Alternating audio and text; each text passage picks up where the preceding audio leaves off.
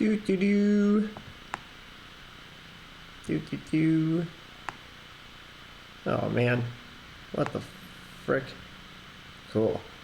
Actually, I'll shrink that down a little bit. Pull that down. Whoa, how big is this? Holy cow. All right. There we go.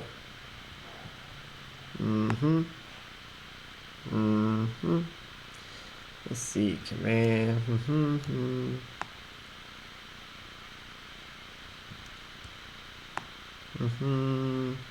Okay, there we go.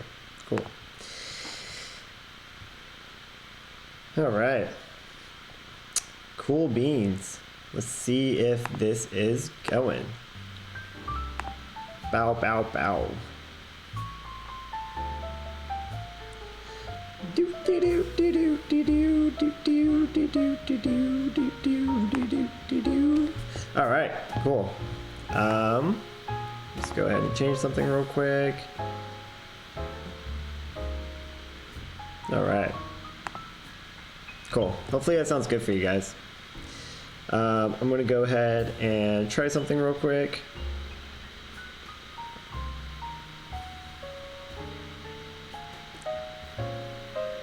Come one, come all.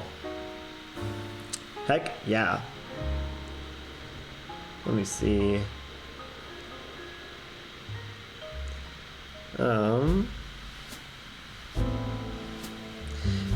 Ooh yeah, smooth jazz, baby. Smooth jazz. You are now in the mix with mother effing smooth jazz, baby. Let me see.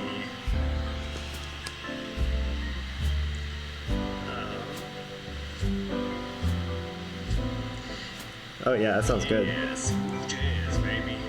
Smooth Heck yeah. jazz. You're now in the mix with mother effing smooth jazz, baby. Smooth jazz, baby. Hell yeah.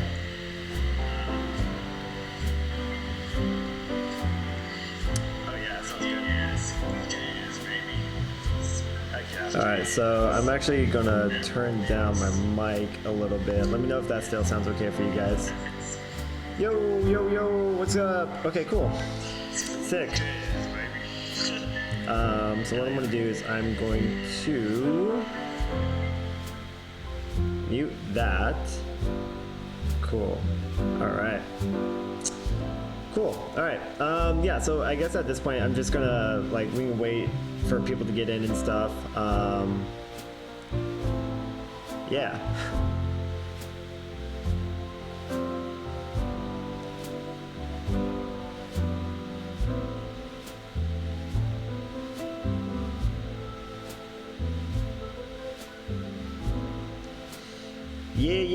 Yeah. Just waiting for a few people to start rolling in. Yeah, just gonna kick it for maybe another 2 minutes or so, and then we'll start jumping into everything. Let me know if everything sounds okay and whatnot.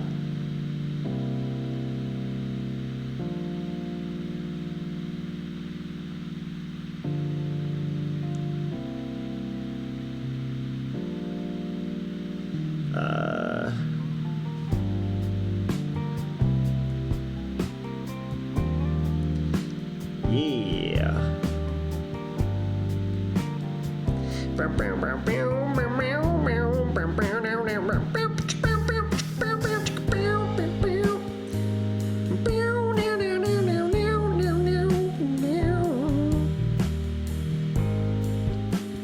All right, cool.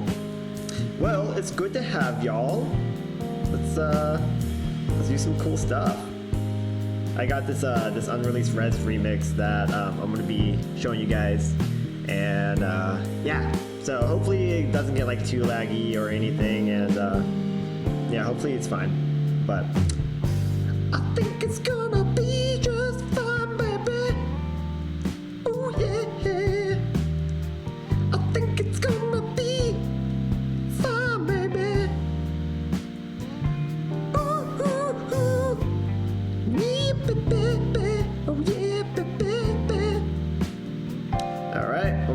stop.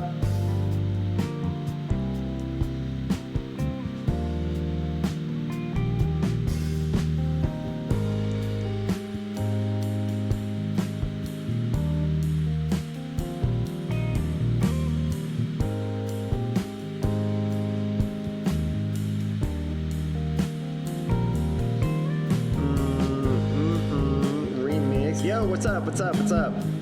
Thank you guys for tuning in. Drop a comment. Let me know how you guys are doing. Let me know how things are.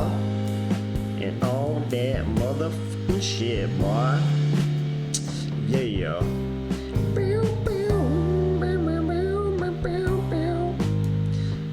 Okay, so let me go back a few steps. Yo, what's up? What's up? What's up? Yeah, we got the smooth jazz rocking. You know what I'm saying? Gotta have that smooth. Let me see if I can show. Let's see. Yo, what's up? What's up? Welcome in. Welcome in. Thank you guys for hanging out. Let me see if I can find a way to where I can. Okay, so it's not gonna work like that. It's not gonna work like this. Cool.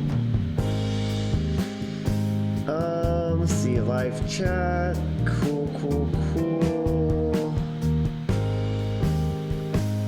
Alright, yeah. Alright, what's up? What's up? How you guys doing? Let me know how you guys are doing. Let me know how your Valentine's Day was and all that jazz. I'm just waiting for a few more people to jump in and then we'll get started. But in the meantime, if you guys have any questions like mixing and mastering related, go ahead and start dropping them now. Let me know how the audio sounds and all that stuff. And yeah, we'll get it cracking, dude. It's good to have you guys. Thank you guys for stopping by and hanging out. This track that I have, it's unreleased. It's by, the original was by Rezz Malaa. So yeah, I hope you guys like it. Let me know if my audio from my microphone is coming through okay, and I apologize in advance for like all the reverb.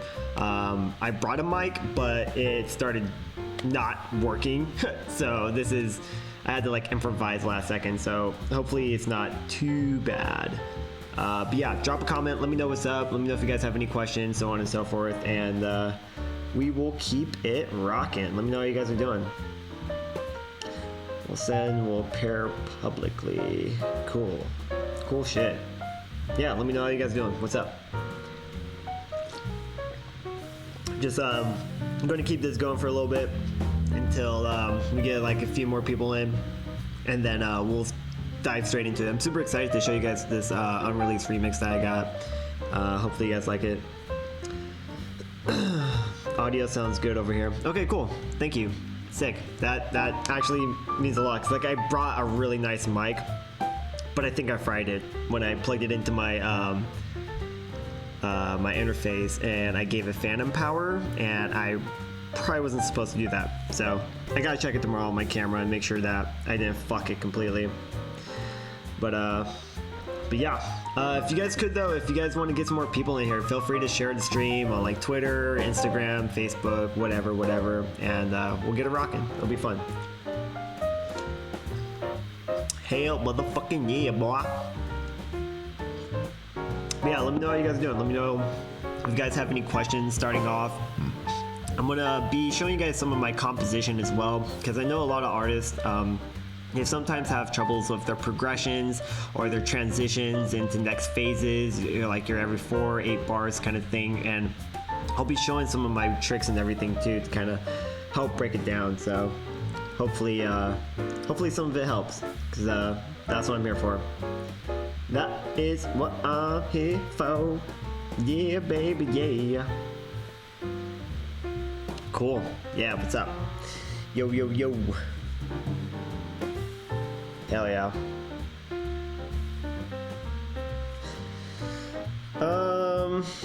Yeah, so definitely decided to just like play like piano, like elevator music, because like you can't ever go wrong with that. It's perfect for like starting off this stream, because we're about to get like super rowdy and shit, because this track is just fucking bonkers. But yeah. Mother effing yeah. I'm gonna check something real quick and then we'll get started. We shall get started. yeah, let me know how you guys' weekend is. Let me know if you guys had a good Valentine's and all that shit. Alright, I just want to do one more quick thing and then we'll get it rolling, because I know you guys don't got fucking all night to like hang out and not do shit.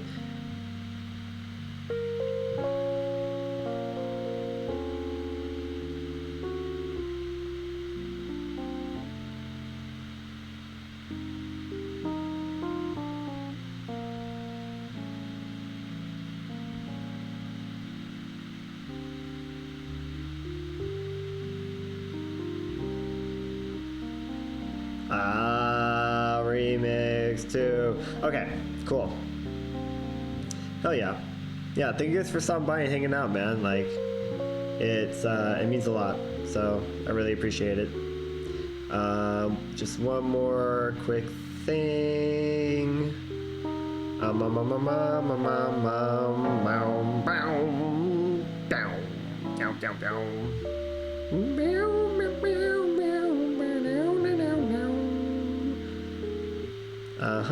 Let's see. Yeah, let me know how you guys are doing. What's up? What's going on? What are you guys doing right now? What you mofos doing right now?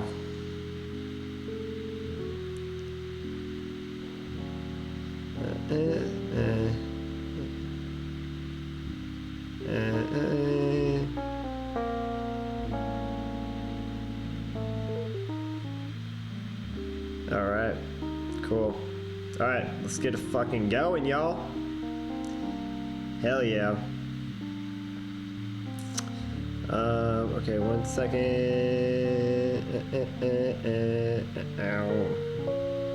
Dude, this song is depressing. What is going on here? What the fuck? We gotta switch that shit up. Where's the DJ at in here? Yeah, that shit's fucking... Yeah, there we go. There's some fucking good stuff.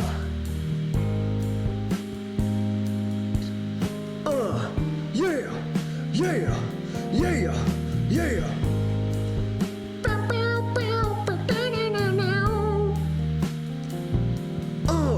What my dogs at?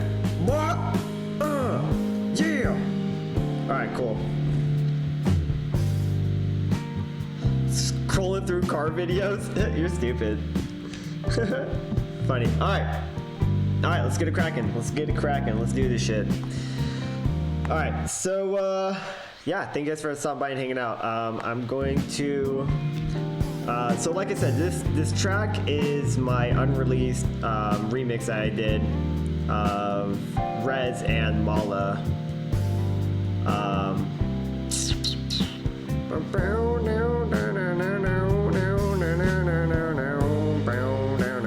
Okay. Let's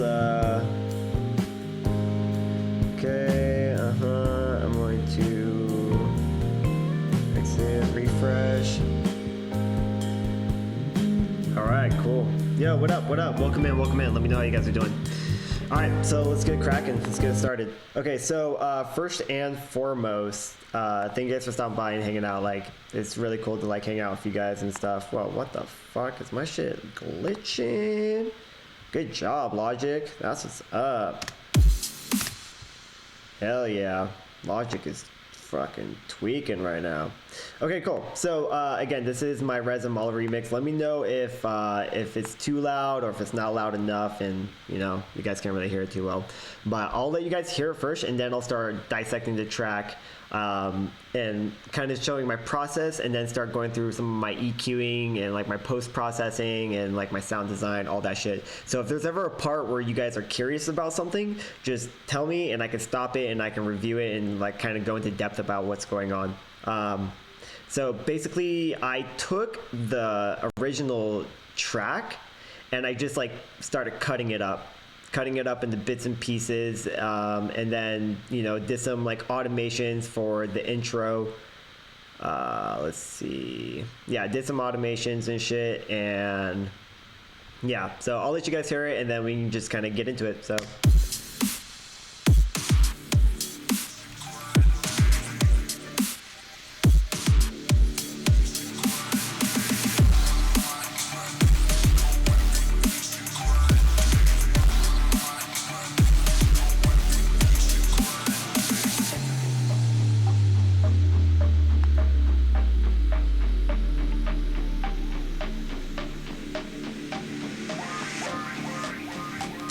Hell yeah.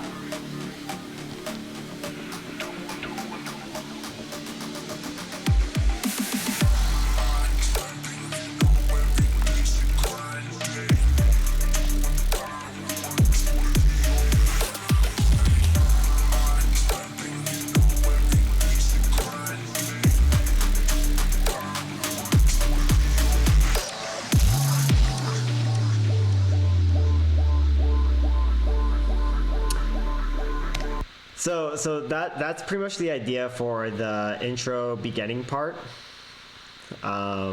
That's pretty much what I got. It's basically like I just chopped up the intro like right here, and I just used like every other one, and then I just put like a percussion pattern of my own right below it, and then it pretty much just progresses. And a cool thing too that like I do it for a lot of my like tracks in general is I'll take the initial track and like say like this breakdown area, I'll reverse it, and then I'll do like some crazy post-processing onto it, and then I'll bounce it again to save CPU. But I basically just reversed the sample and used a bit crusher, and then I EQ'd it so it's just sitting in the back of the mix and it's just kind of like chilling in the background. So yeah, so then that way it's giving like depth and layer and texture, and then it's just like sits in the background pretty much. And I think it kind of works well because there's not much going on. It's pretty much just like a sub and then some like dirty saws. And so with it in the background, I just felt like it worked right. And you can't like even hear it except for like on certain parts.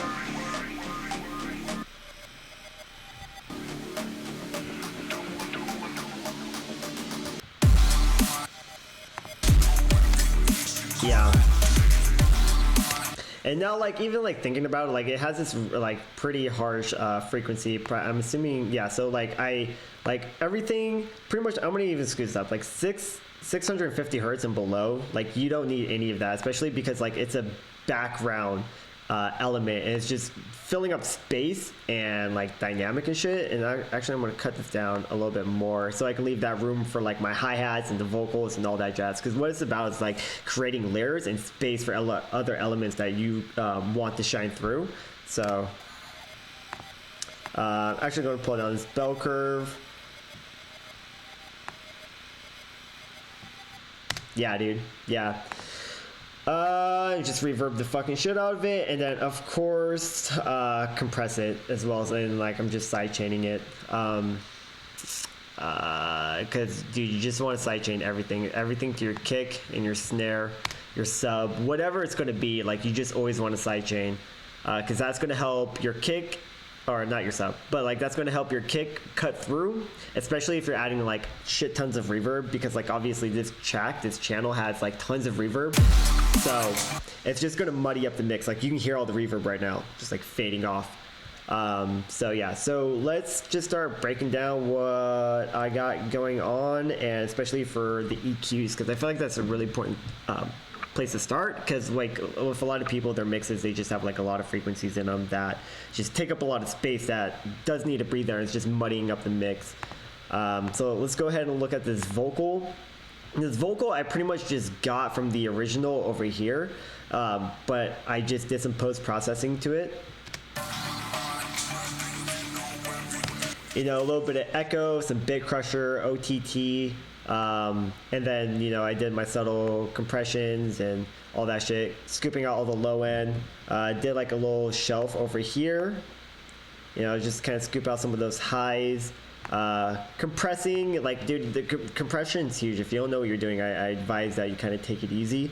But basically, I'm just evening out the vocal, and compression, all it is putting it pretty much like a ceiling or a cap, so that whenever there's really high big peaks in a vocal, it's kind of ducking it down in volume, so then that way when a vocal gets quieter, it's releasing the impact that's going to make on it. So it's pretty much just leveling everything out. But you want to be really careful with it, especially when you're playing it on your percussions and all that jazz, because if your attack is super quick, you're going to kill your transients on your percussions. So just always just be a little cautious and careful And every vocal is kind of different. There is no real rule of thumb that, like, if you make your ratio at 5, your knee at 30 with 26 or with a 50 millisecond delay, it's going to work fine for every vocal. Like, that's not true. Like, every vocal is going to be different, so you're just going to have to kind of work with it.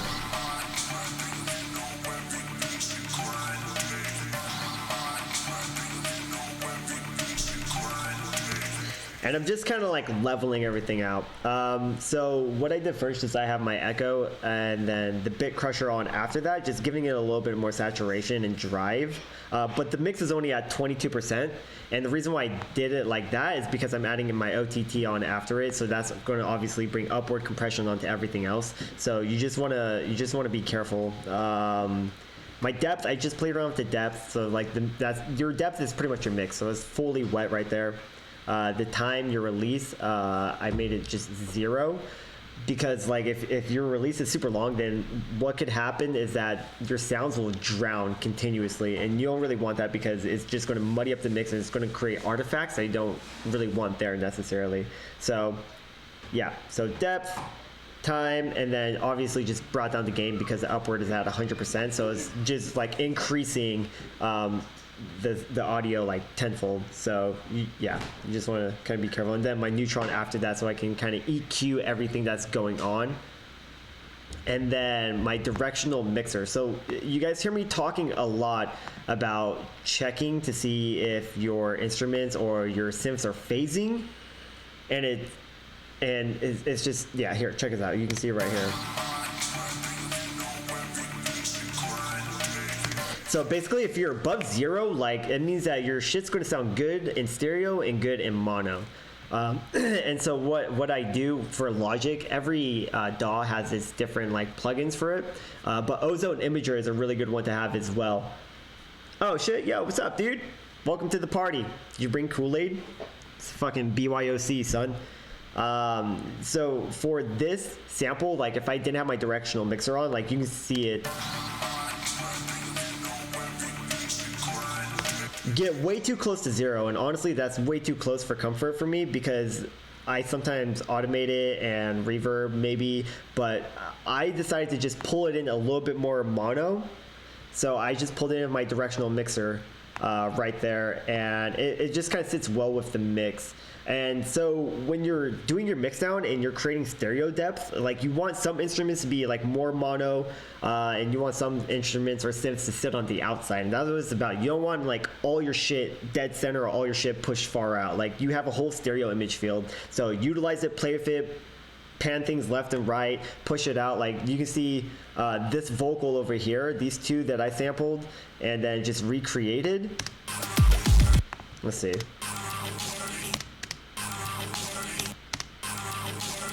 Like I'm just pushing it left and then this one pushing it right, and I'm doing the same thing with my open hi-hat over here, and then you know, like my ride, like percussions, like you always want to just pan them left or right just a little bit, and I do that a lot too with like my closed hi-hats. Like I'll just pan it slightly -4 to the left, just so I'm creating a little bit more room in the center for my kick and my snare to cut through. So the more room that you can create for your kicks and snares by panning things left and right a little bit, like the better it's going to sound, because they'll be able to just cut through a lot cleaner and easier. So that's kind of the whole like stereo imaging thing. I use a correlation meter. Logic has a stock plug-in, but you can, like I said, you can use Ozone 8. Their imager is actually really good too. So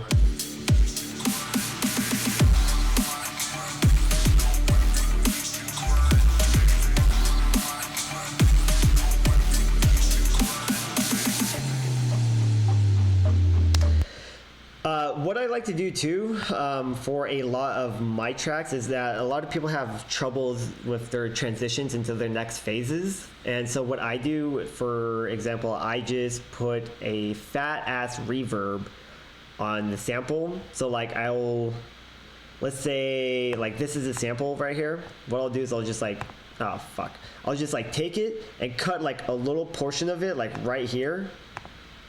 And then I'll freeze it, or I won't freeze it, but like I'll add shit tons of reverb, yeah, and then I'll bounce it /freeze or whatever, so then that's in an audio waveform. And then what I'll do is I will reverse it, and then use that for all my every 4 bars. I'll use one of those or like a reverse cymbal, so then that way it just transitions well into the next phase. And you can hear it right here.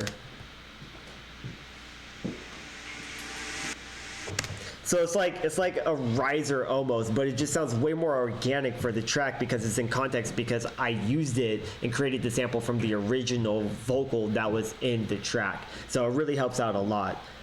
So I really suggest doing that, and you can do it with like cymbal crashes, just fucking reverb the shit out of them, and then like bounce it, freeze it, and then just reverse it, and then just use it until it just comes all the way up to the next end, and then it just makes everything transition so well. And even if you're EQing it to just kind of sit in the back, you can make sure that the volume's kind of there so that you can still hear it inside of the mix, and it's just giving it that nice little hint of just transition.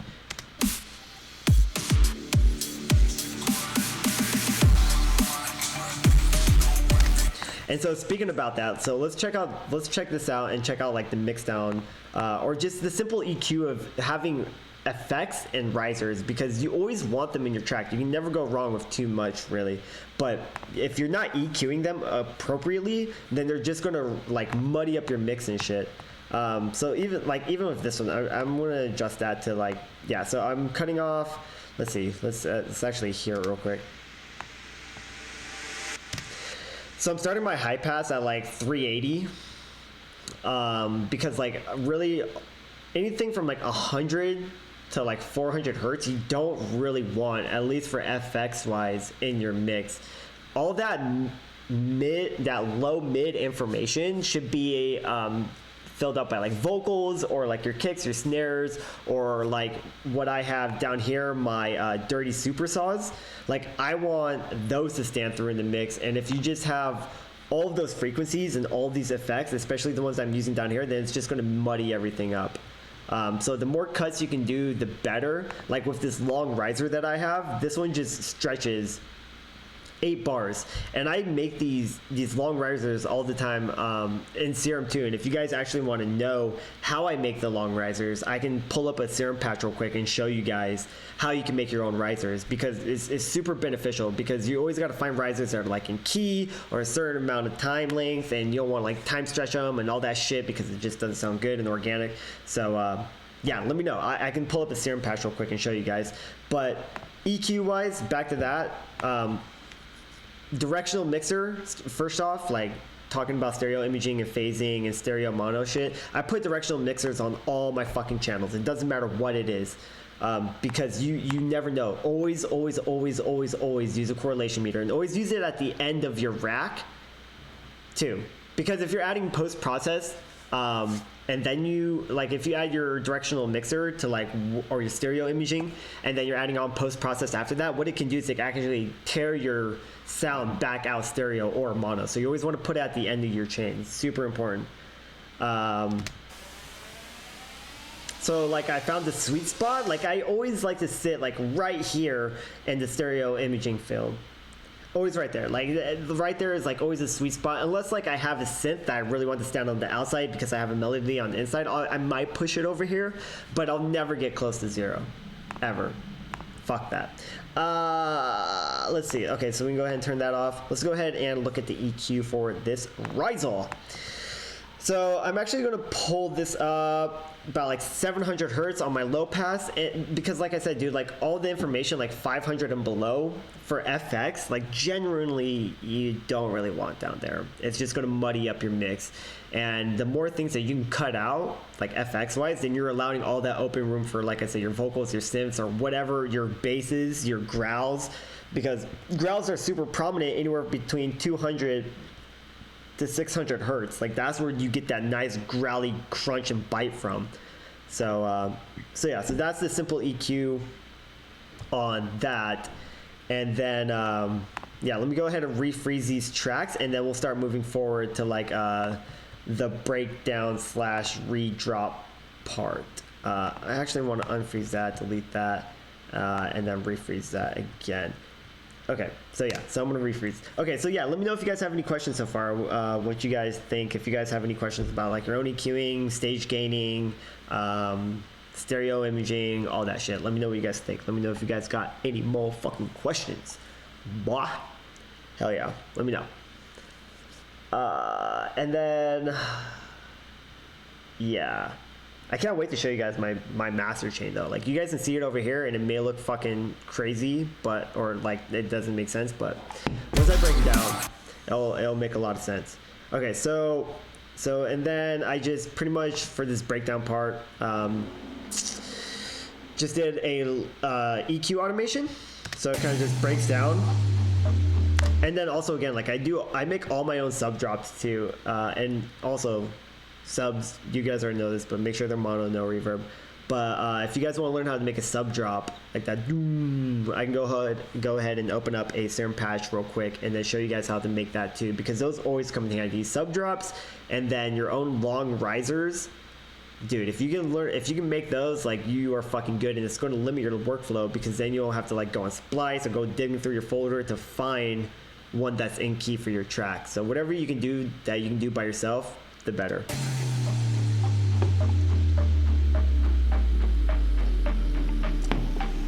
Simple claps right here.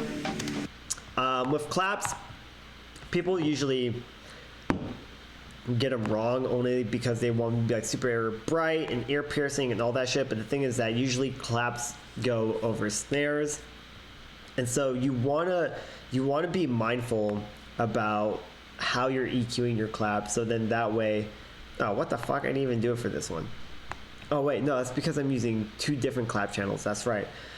So I only have, like, this clap is only for like the breakdowns. That's right. And then I'm using a separate clap channel for the ends. Okay, let's go ahead and look at those and dissect those a little bit. So yeah, so I have my high pass 12 dB cut all the way up to 830 hertz. Create a little bell curve right there at 2K. Because usually your snares really cut through and have the most information. Anywhere between like 1 to 3K or even 4K sometimes is where they really stand out. It's the same way with vocals too.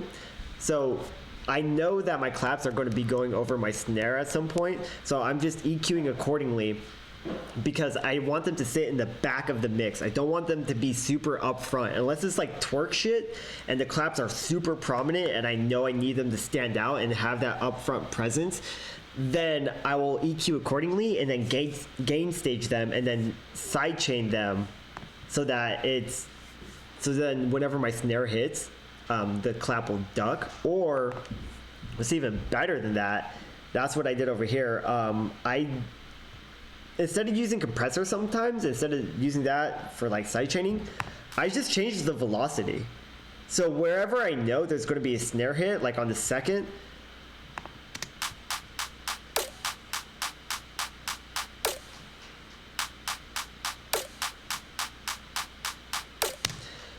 I just changed the velocity. Usually the velocity starts anywhere from like 80 to 100, but for the snare, for the clap hit that I know where the snare was going to be, I just brought it all the way down to 33. And that works the same way as sidechaining without using a compressor.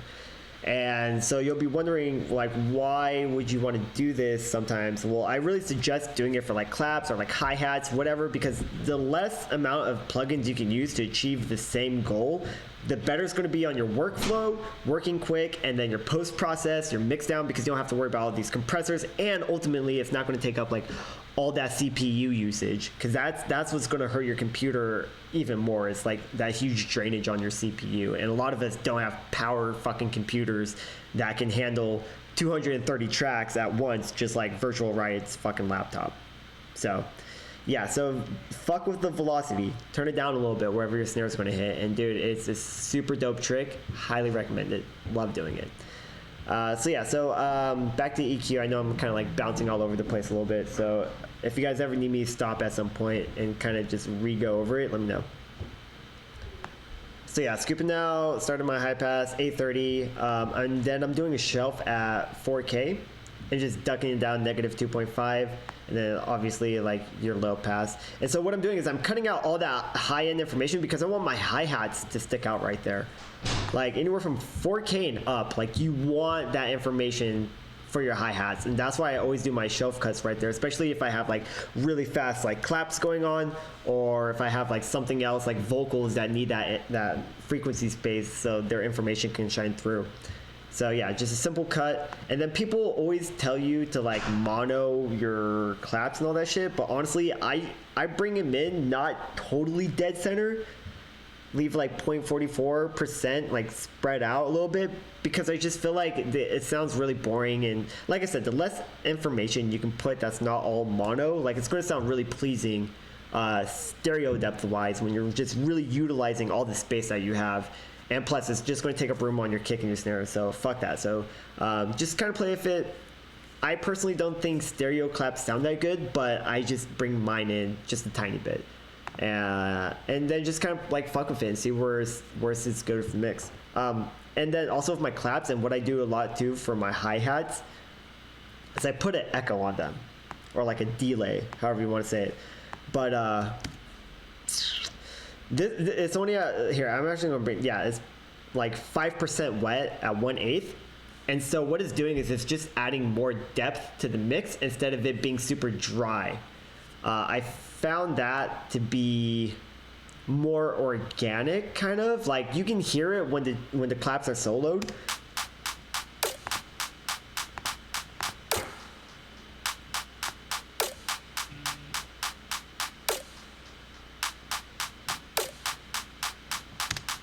Right, like you can kind of hear it when the claps are solo, but like in context of everything else, like you wouldn't be able to notice.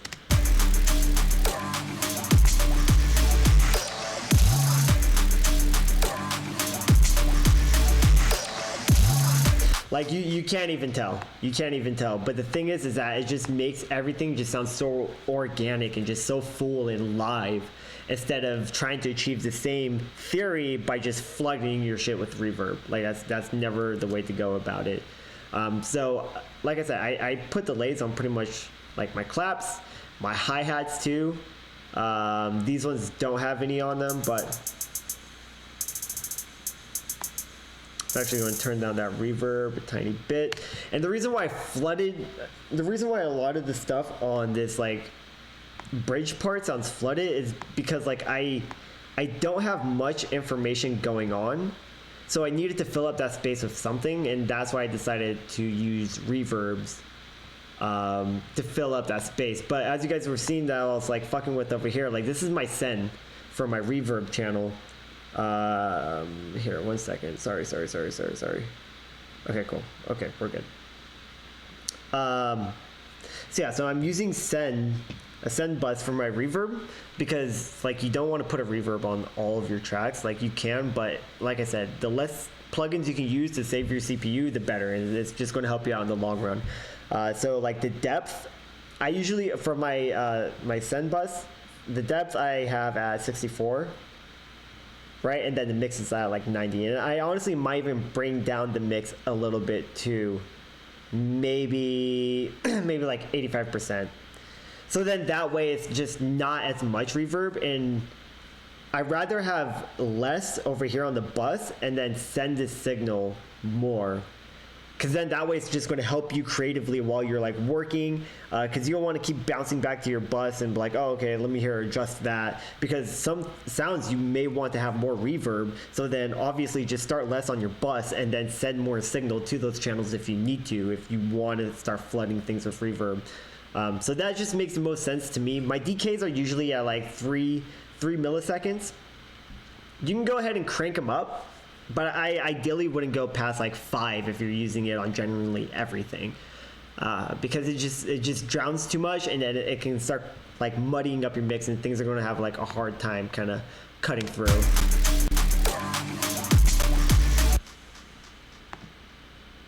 Hell yeah, dog.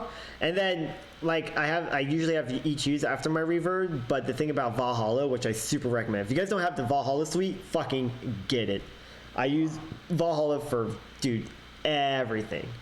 I love them, and I always use the larger the small room reverb, because just, dude, Valhalla, I don't know how they did it, but their algorithm sounds so fucking good.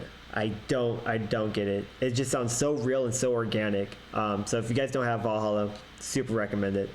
You can adjust your late size, like all that shit, and then obviously like over here it has like a nice like pre EQ already like installed into it. So like with my bass X over, like everything 1K and below is scooped out.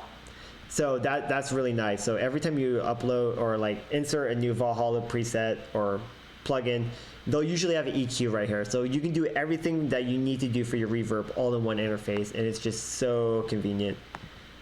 So convenient. And then for my high pass, no, for my low pass, scooping out the high ends and shit, it goes all the way down to 8K. So 8K and above, there's not much reverb going on, a little to anything, because I'm assuming, it doesn't show you, but I'm assuming the Valhalla room EQ is probably like a 12 dB cut, so it's like a nice slope. It's not like a brick wall or like super sharp, so it's really nice. Like I'm assuming it rolls off and you can kind of hear it, and it's just a tiny bit of sparkle, but honestly anything above 10K, like it's just gonna be way too ear piercing and just create like tons of artifacts, I think. So I think that's a good standard to start at. So if you're EQing your like reverb bus or all of your reverbs, do your low pass, maybe starting at like 800, go up to 800, and then your high pass, start your high pass at like 800, and then your low pass, bring it down to like 8K or 10K, and then you should be good to go.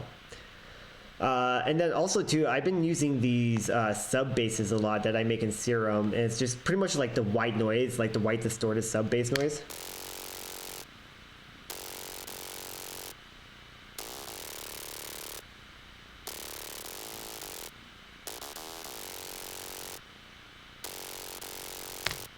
So those are fun. Those are sick as shit. So let me know if you guys want to know how to make those, and I can actually like break it down and show you guys how I make those from scratch, because they're super fun and popular, and they're fun to use in trap and shit too. But also, while I'm talking about this reverb bus, what I'm also thinking about real quick is I want to put a directional mixer at the end of my reverb bus and kind of just like bring it in just a little bit. Just a little bit, like, because I don't want to make it to where it's not super, where it's nice and stereo and the balanced stereo, but just for safe sake, like I much would rather just kind of pull this in just a little bit, and then obviously put that after your reverb plugin or whatever. So yeah, so let's hear this real quick. Yeah, and as you guys can see, dude, every 4 bars I have these sweeps. I have like a reverse crash, another crash, and of course like you gotta EQ these accordingly, or else they're just gonna be super phasey and take up room in the mix, but you can never go wrong. And then I have my long sustaining riser always going on, and then my reverb riser up there that I made from sampling the vocal. Let's go ahead and check this EQ out. Yep, looks about right. Looks about right there. So pretty much everything, like my high pass starts at 1K. All the information below for a riser, for a sweep, like all the extra information does not need to be there. It really doesn't. It just takes up room in the mix. And the point of like having a riser or a sweep is you just get that nice, like all that high end information. So that's all you want. That's all you want. And you don't really have, like, you can do like your low pass and all that shit to kind of just like scoop out the very top end, but like not too much, because the thing is that these sit in the back of the mix anyways. Like if they were more up front in the mix, then the brightness might cause some phasing and cancellation with like other synths, vocals, instruments, whatever. But since it sits in the back, I feel like you don't really have to EQ out a lot of those highs, but you definitely just got to scoop out the low end. Anywhere from, obviously 0 to like 800 hertz, just fucking cut that shit. You don't need it. You don't need it, especially on FX. I can't say it enough. I'm gonna go ahead and freeze that and my claps, and then we will get to the drop, because the drop is super cool. I think you guys are going to like the drop. But yeah, let me know if you guys have any questions so far and all that shit. All that shit. Yeah, dude, thank you guys for like tuning in and kicking it. Love it. Hanging out is the best. Yo, hanging with my peeps, yo.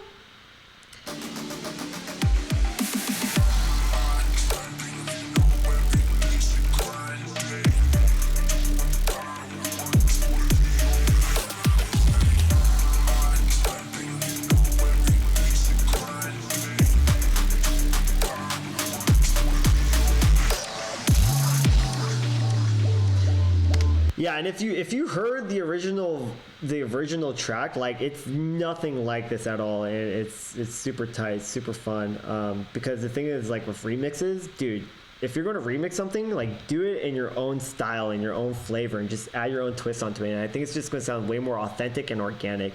So do whatever you want to do to it. Because if you were to hear the original, it's just super bland. It's just super fucking bland. And I don't even think there's like anything. Yeah, like on the original, it's just the vocal and the melody. That's it. There's no cool ass percussion pattern on underneath of it, like nothing. But real quick, I want to show you guys the top information, because when you're creating these distorted sub basses, you really want to be careful with how you're EQing them and how you want them to sit in your mix. So doing my high pass starting at 400 hertz. I personally, for like these sub basses, your tops, like you don't need 100 to 400 to 500 hertz. You don't really need that information. It's just going to make it way too mid heavy. And I want the vocals to have that place, because like I said, vocals are really strong between 1 to 400 and like 800 to like 4K. They're the strongest.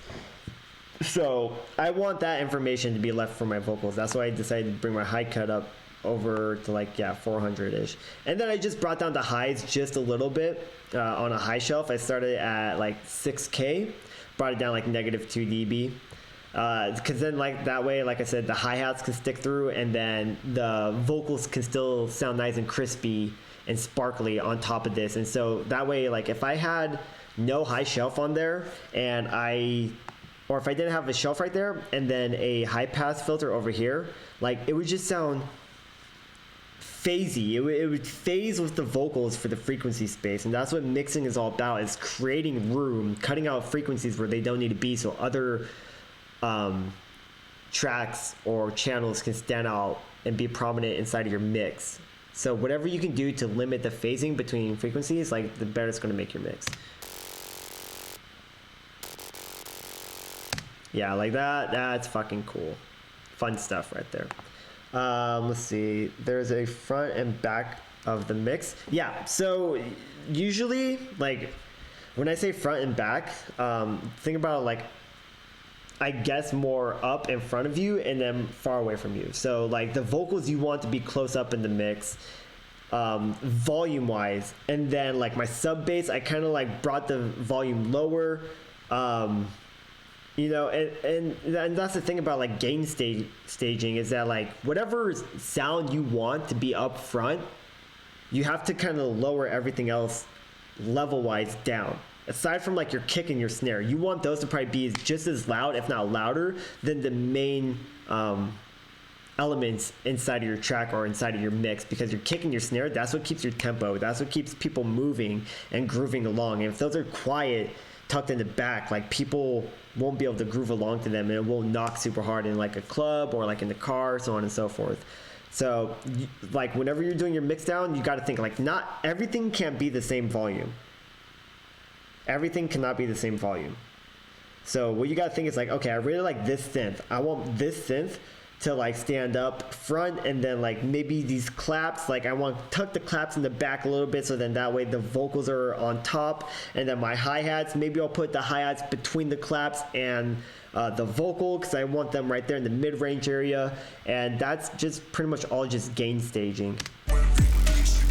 And everyone's going to have a different preference on what sounds good to them, because mixing and mastering is its own art in itself. Like everyone's going to want a mix to sit differently, and that's why it's good why people say like don't mix and master your own shit, because you've been writing it and working on it so long that you kind of don't know where things should sit because you don't have a fresh perspective on it anymore. And so when you send it off to somebody else to engineer for you, then they already have like a fresh perspective, and they're like, okay, obviously these claps are too loud, let me tuck these down a little bit, or like the kick's not hitting hard enough, so on and so forth. So you kind of get like ear fatigue whenever you've been working on your track for too long, and that's why you should just like send it off to somebody.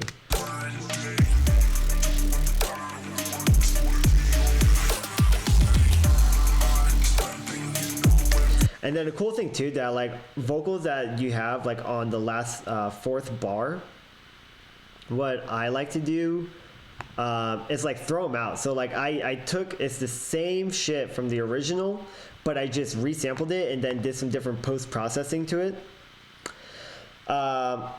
Echo, Bit Crusher, Little Alter Boy. Dude, if you guys don't have Little Alter Boy, y'all are fucking up. So all I did, so I know that I'm in D major. So I know that if I pitch it up by at least 5 semitones, I'm still going to be in key for that scale. So that's all I did. I just pitched it up a little bit. And so it's just like a nice contrast to the mix. And it's cool to do shit like that, especially with vocals. Just take them and resample them and manipulate them every 4 bars. And it helps transition to the next phase even more because it's just a nice contrast, little taste, and like flip to it. So yeah, Little Alter Boy, I give it a little bit of saturation, give him a drive up a little bit. Transpose, I tried to quantize, it just didn't sound too good. And the robot, not what I'm going for. It's a little too heavy for my preference for what I was trying to do for this vocals. So I just did the transpose, and then your simple EQ, compression, all that, everything 112 and below, scooped out some of the highs down to like 16K. Nothing really crazy going on here. A little bit of saturation, some compression, but the real fun, let's see. What I did for this is I put on a tremolo, and a tremolo is basically just like it's like a pan, and it's basically just making it bounce back and forth, and you can adjust like the depth and then like the smoothness of it. Every DAW is going to have their different style of this, but I recommend playing with these a lot, especially with vocals, like every other vocal or like on their ad libs or whatever. It just creates more depth inside of the mix and it just makes it sound so fucking cool. And I'm actually going to bring this back up to like 75. Yeah, dude, it just sounds tight. Yeah, I don't really want too much smoothing on it. I want it to be really cool, like choppy back and forth. Highway. Yeah, dude, that's tight. And then you can always control like the rate, just like a delay or whatever. For this, I just put it at 1/8 triplet because I just felt like it was a lot more interesting than just like a typical 1/8. I mean, that sounds cool, but with the triplet, I just thought it just sounded like really cool in context of everything else.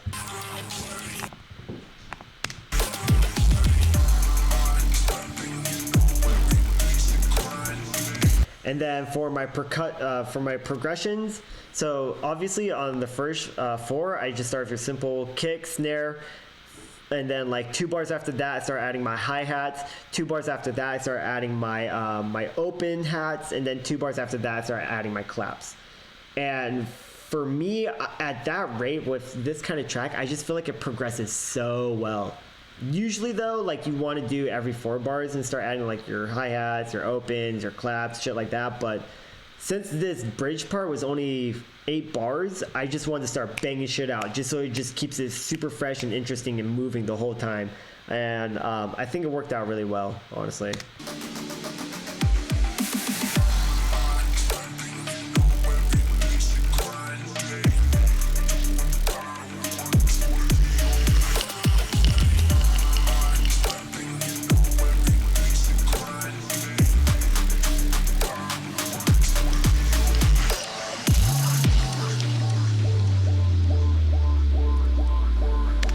And then, as you can tell, like with this other one that I did, it's pretty much the same shit, but I just, I pitched it down -5 semitones instead of pitching it up 7 or 5 semitones. I just brought it down, and then I just panned it right, and I didn't use a tremolo for this one. I just wanted this one to just kind of stick out right and just kind of stay there. And I felt like that's adding cool contrast too throughout your mix. So everything doesn't have to be the same every time. Whatever you can do, you just kind of switch it up a little bit. It's just always going to keep things fresh and evolving, and I just think it's super, it's super interesting to listen to.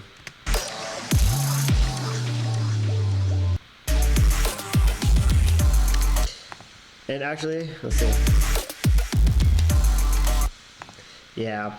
Actually, for this one, I'm gonna bring up my EQ just a tiny bit because I feel like it's trying to fight with the sub bass, because the sub bass is hitting on a octave higher note, and it's hitting around like anywhere from 100 to 150. So I'm just gonna pull my high pass to like 150. Let's see how that sounds in the mix, because my sub wants that attention and the vocal and the sub are kind of just fighting for that space. Like I can just hear it. Yeah, that sounds way better. Way better, way more clean. I'm gonna do that for the other sample vocal right here too as well.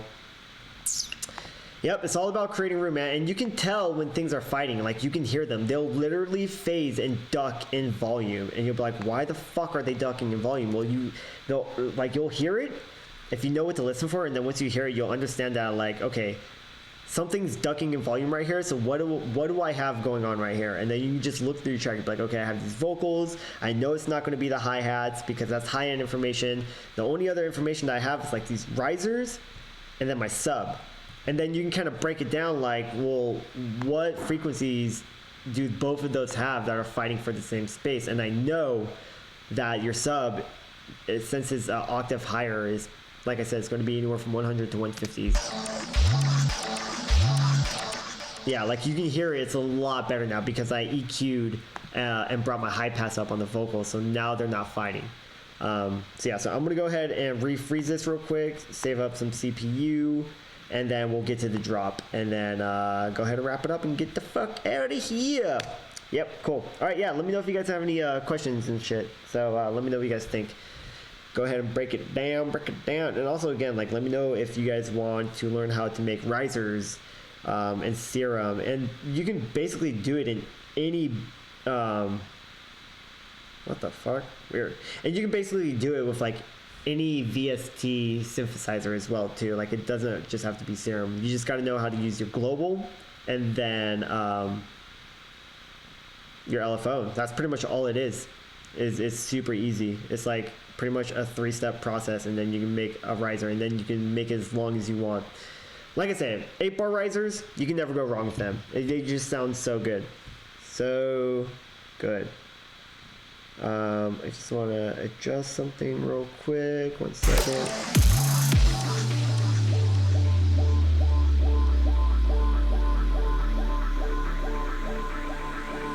Cool.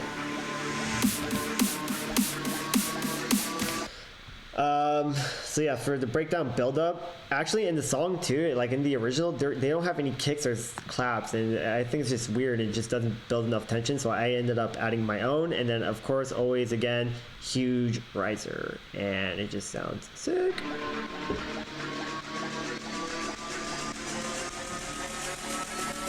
And you can hear the original track ducking. You can hear it, like there's a ghost kick somewhere.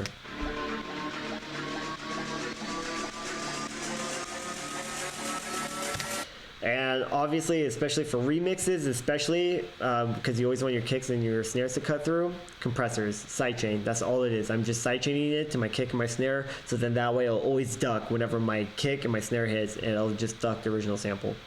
So yeah, so let's get into the drop.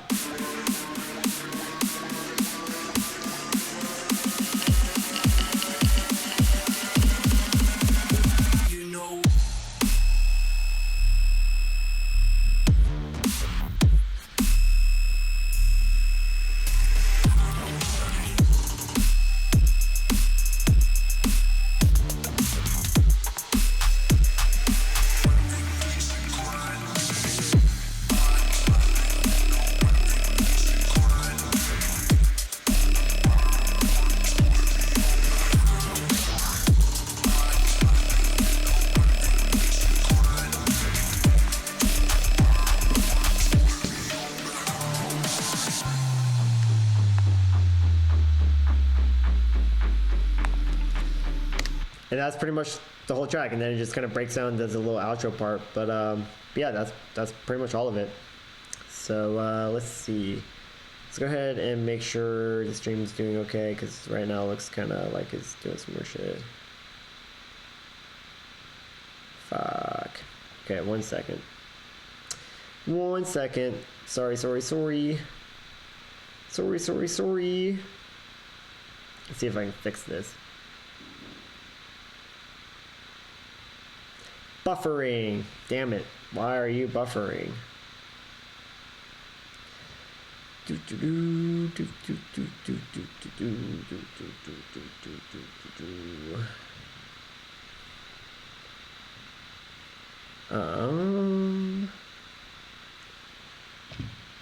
so I'm gonna give it a second, let it figure itself out.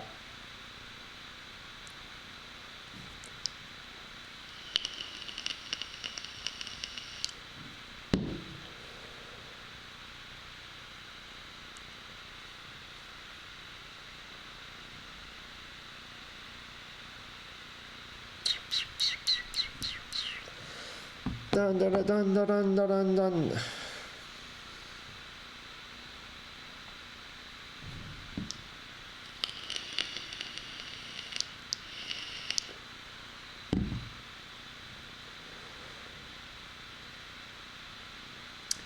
All right, let's see if that'll fucking fix it. Hopefully.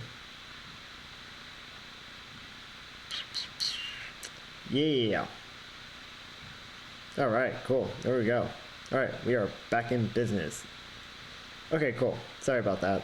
We got a little laggy right there. So yeah, I'm gonna go ahead and hit the drop, and then we kind of dissect the drop. So with the drop too, like I said, I did the typical 2-bar progression. So every 2-bar I start adding elements, and I felt like with this specific track in general, like it just really helped out a lot. Yeah, sorry about that. Yeah, sorry. Yeah, my stream like just dropped for a weird random second. Yeah, and then if you want to, I can kind of like break down the sound design that I did for the drop. It's really basic stuff, but what I'm going to cover most is the 2 main patches, because I have 2 patches going at once for this the last 8 bars, and obviously you want to EQ them accordingly, so then that way they fit well together inside of the mix, especially with this oi thing that I have.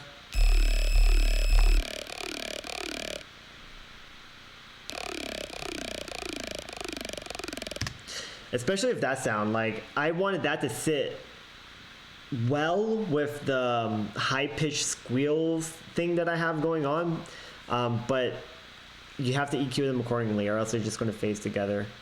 So I'll go ahead and I'll actually show you guys that right now. So let's go ahead and unfreeze those. So for this main one, oh Jesus Christ.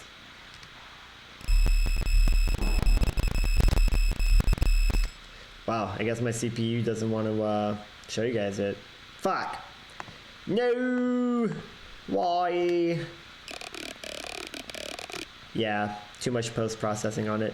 But I'll just show you guys the EQ. It's basically like I made the Passion Serum.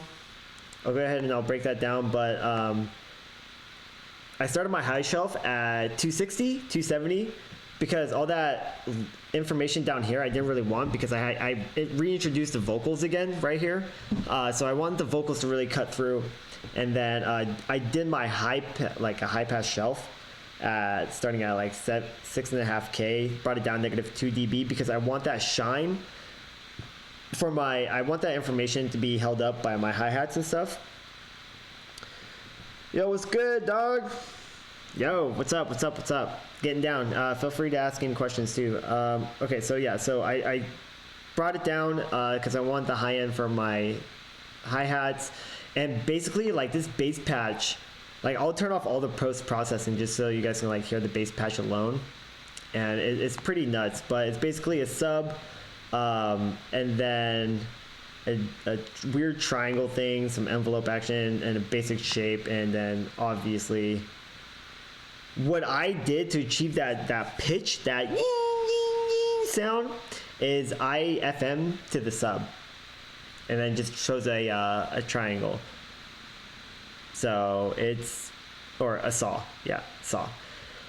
You can get some really interesting results if you FM to your sub and then just kind of go through the different waveforms and see what sounds cool. And you will sometimes get some really cool results, especially if you start pitching the sub octave up or down. So that's kind of what I did to achieve that high-pitched squealing sound. And then for it too as well.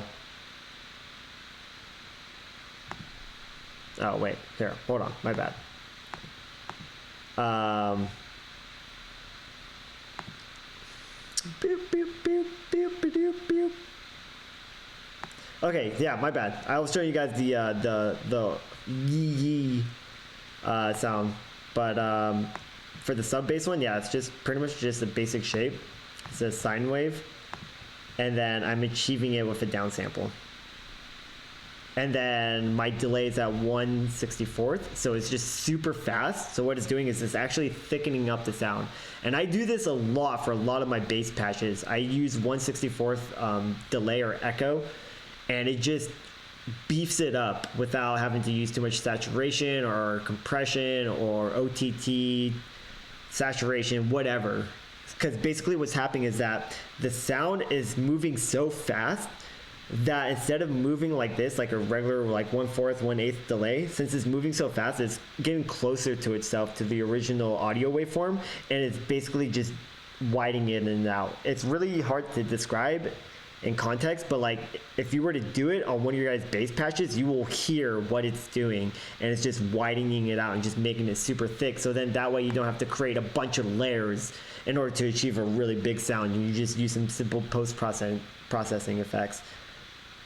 And then Decapitator. Decapitator is my main tube saturator. I fucking love it, dude. If you guys are trying to distort your shit, saturate it, Decapitator. The plugin's $200, but it's well worth it. It has different styles, textures, I guess you could say. You have your basic drive, you have a nice little EQ down here, you can control the tonal on it as well, and you can even punish it, and that's really cool for like Reese basses and shit.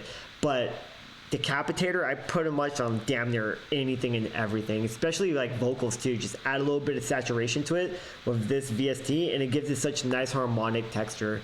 So nice. And then obviously using a compressor to duck it for sidechain for my kick and my snare, so it's always just ducking consistently. But yeah, if you guys don't have like a really good saturator, Camel Crush is really good too, and Trash. I still want to get Trash really bad because I've heard nothing but great reviews, and Trash is fucking tight. I'm gonna go ahead and refreeze these again and then continue with the drop, and then I'll go ahead and show you guys my master chain so we can wrap it up and bounce, because I know you guys got shit to do tonight. So yeah, let me know what you guys think, and if you guys have any motherfucking questions. So yeah, basically, like I said, the main bass patch, the high pitch one, I really wanted to stand up front. The second main bass patch, the yee yee yee, since they're going at the same time, I EQ'd it so that way it's kind of sitting in the back, and then I just lowered it in volume, so it's kind of just sitting down below the main high pitch one, because I just wanted it to be in the background. I didn't want it up front, because at that point where that second bass patch comes in, the vocals are coming back in too, and if I have them equally as high or as high as the main patch, they're just gonna phase. There's not much room right there going on. So yeah, EQ it and then just tucked it down in the back. So yeah, I'll kind of just play it from here, and then you guys can just kind of visually see how everything's progressing, and it should hopefully make sense.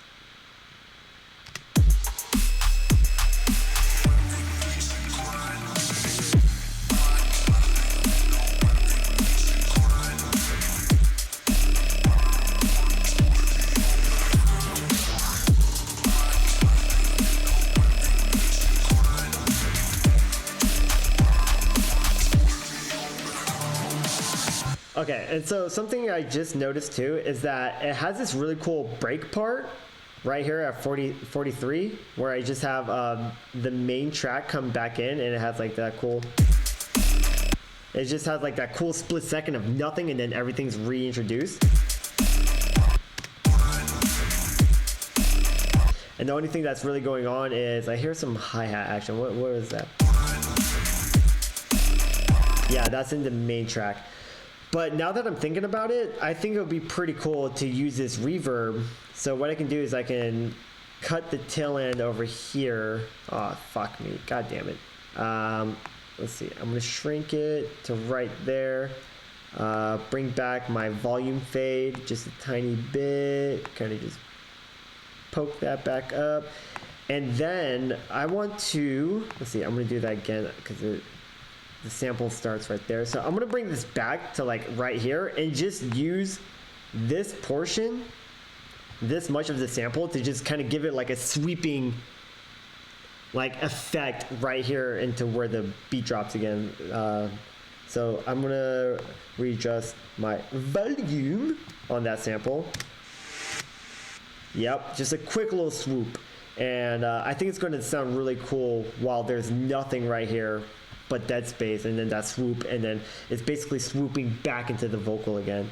So let's go ahead and hear that.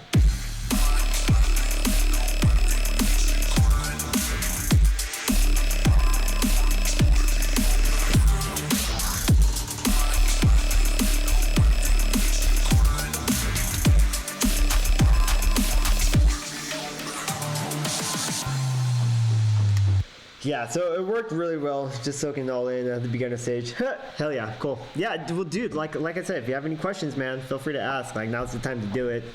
Even if you have concerns about your own mixes or anything that you guys been struggling with yourself. So yeah, I think having that nice little swoop, that little sweep right there, that volume, vox, reverb, reverse sweep, right there sounds fucking tight because it's sweeping back into the vocal once it comes in right over here. Yeah, dude, that's tight. I just want to adjust real quick because I have a little volume automation right there at the end. And so that sounds pretty cool. Let's see. Yeah. Yeah, dude, that sounds fucking tight. And whenever you're creating these, like these reverse vox tails, I guess, like your vocal reverb sweeps, I usually put a little tiny automation at the end, and it's just a volume. It's just so it kind of like rolls off really quick just at the end, because if you have it just like that without doing a little volume automation or like a little volume fade at the end, it sounds like really clicky and poppy, and I just don't really like the way it sounds. Sometimes it sounds really good because it gives you like that last click pop right into the next phase, and sometimes it works, sometimes it doesn't. See, like you can hear it click. Yeah, like I personally, I just don't like it. Never really have. So then that's why, like I said, just a tiny little action right there, and it'll be good to go. Boop. Yep. Nothing too long, nothing too crazy, but it just takes away that last hit. So then that way it doesn't do that click. So now it has like a nice, clean, smooth roll off onto it, and it's tits, dude.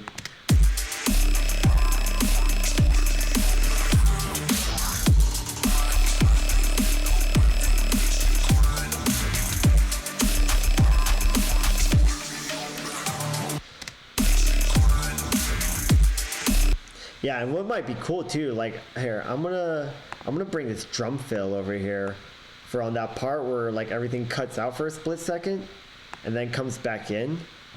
I think like having a nice little fill right there might be pretty cool too, along with that sweep.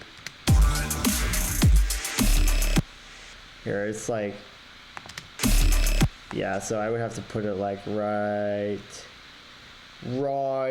oh fuck,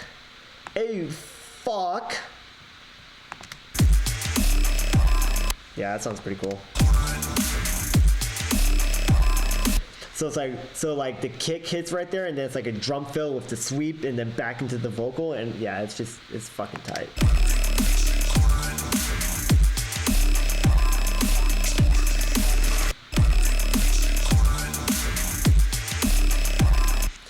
Yep, that's fucking cool. I'm gonna go ahead and manipulate this little volume. Actually, I'm gonna crush it down because I want it to sound like it's sweeping. Yeah, maybe even like a little bit more. Yeah, that's how that sounds. Yeah, see, now you can't even like tell that it's there.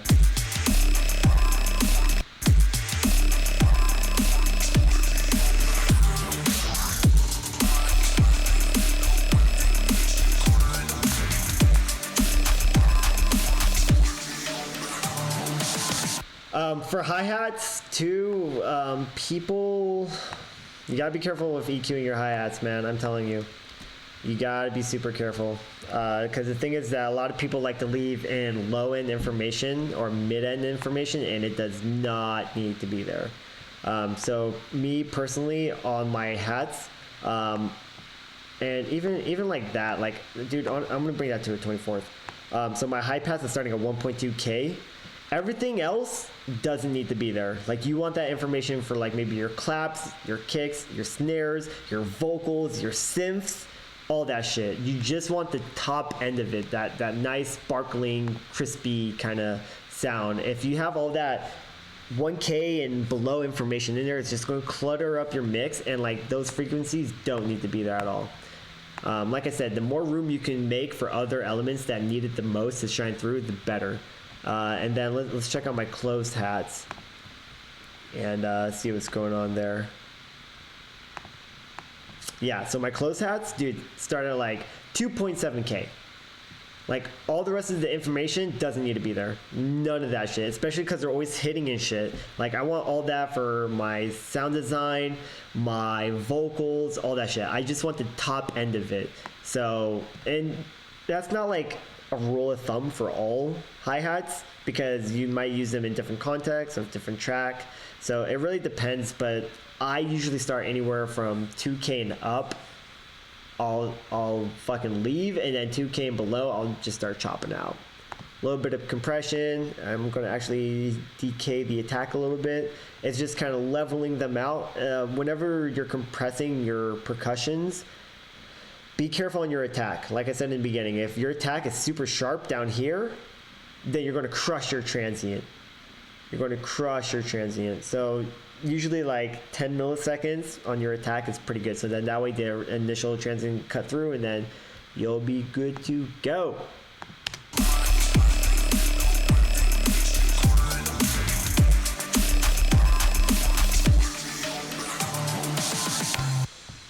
Hell yeah.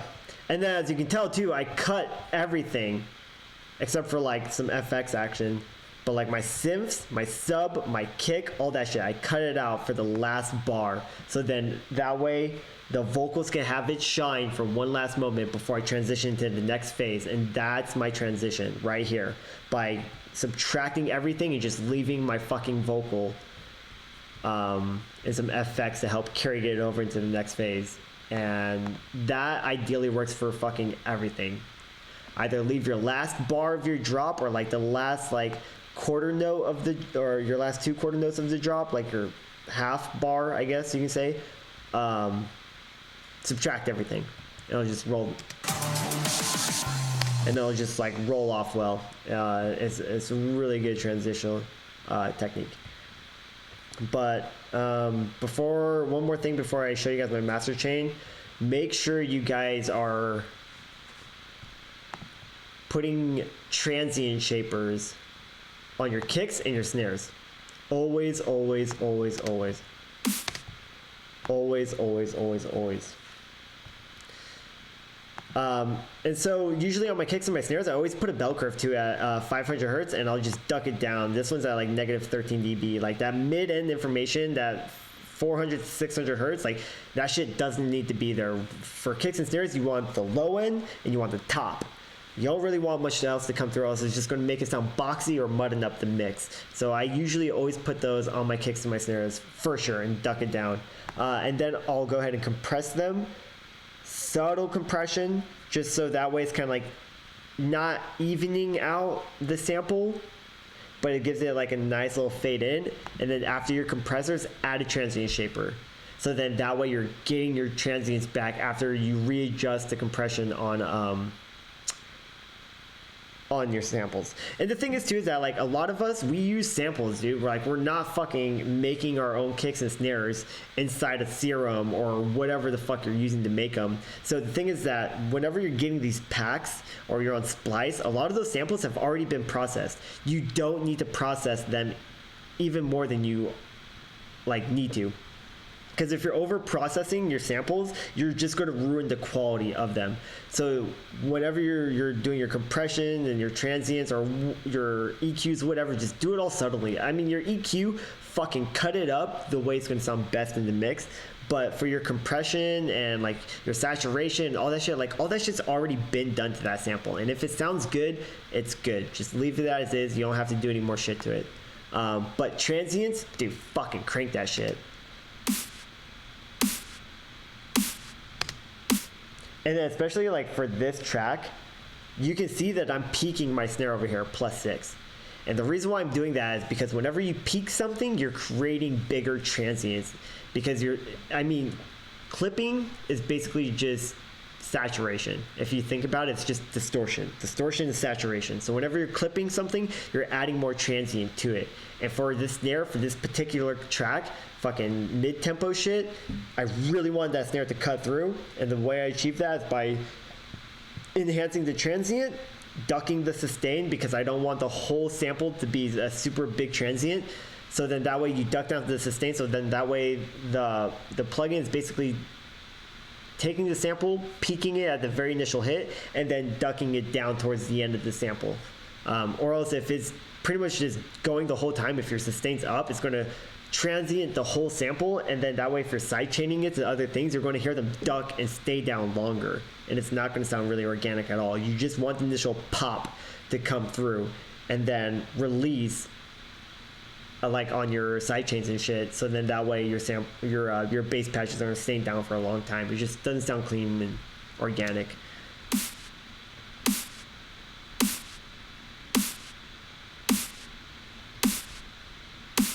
Yeah, over here you can see it. It's clipping +6. I fucking love it. And the thing is that it's clipping in the plugin, but it's not clipping over here in my actual DAW. So that's the thing, like I clip my shit inside of my plugin and then I bring it down so it's not clipping over here on my output.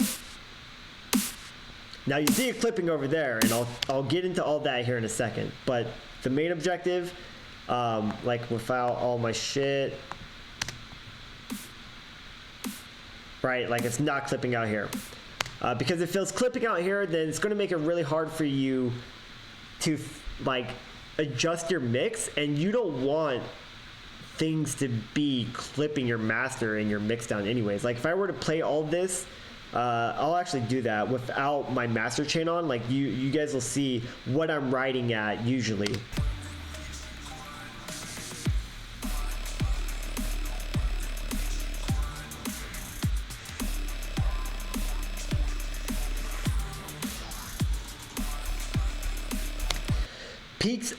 Peaks. It doesn't like ride the whole time. It only peaks at -4, and that's like a great place to be at for a mix down. Because if you are only peaking that hard on a mix down at -4, then you have so much open room, and then so much room to start mastering it and bringing back that volume. So on your mix down, I usually don't go over -4 dB. I like to sit below that, so then that way I know I have tons of headroom and that nothing is really fighting too much. So yeah, that's for my personal preference.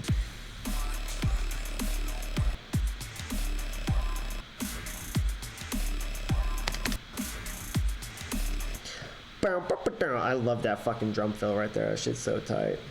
It sounds a little bit off. Yep, see, it was a little bit off. I'm gonna just drag it back a little bit. Let's hear that. Yeah. Yeah, that shit's tight.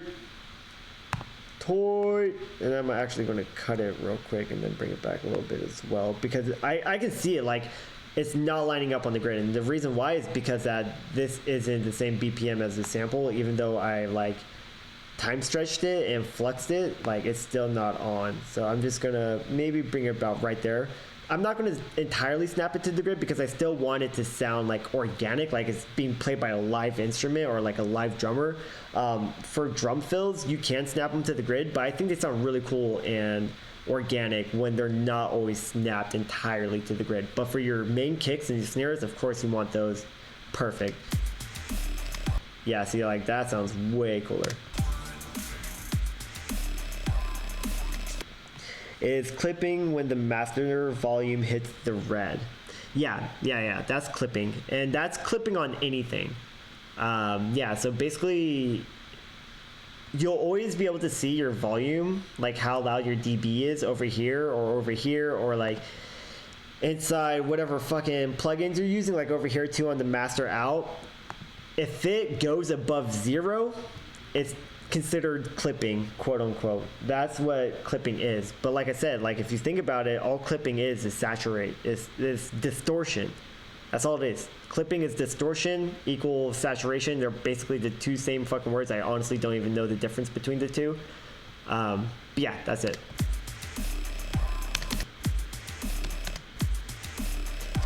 Boom, boom, boom, boom. Yeah, dude, that shit sounds tight. Fuck yeah. And actually, real quick too, I'm gonna add some more high end into my motherfucking kick, boy, because it just doesn't sound too toppy. Boop. And we're actually gonna bring this back to like 40 hertz. Why not? For kicks, I like to scoop out. It depends on the track. Like if you're using your bass line the whole time, like for dubstep and shit, usually you can cut your kick, do your high pass, and go up to like 30 hertz. Because realistically, not too many sound systems. You'll rarely hear a sound system that can go below 30 hertz. So that's just going to take up room, not only in your mix but in your master too. So you can go ahead and cut up to like 30, 40 hertz, whatever, and you'll be just as good. It'll be just as punchy.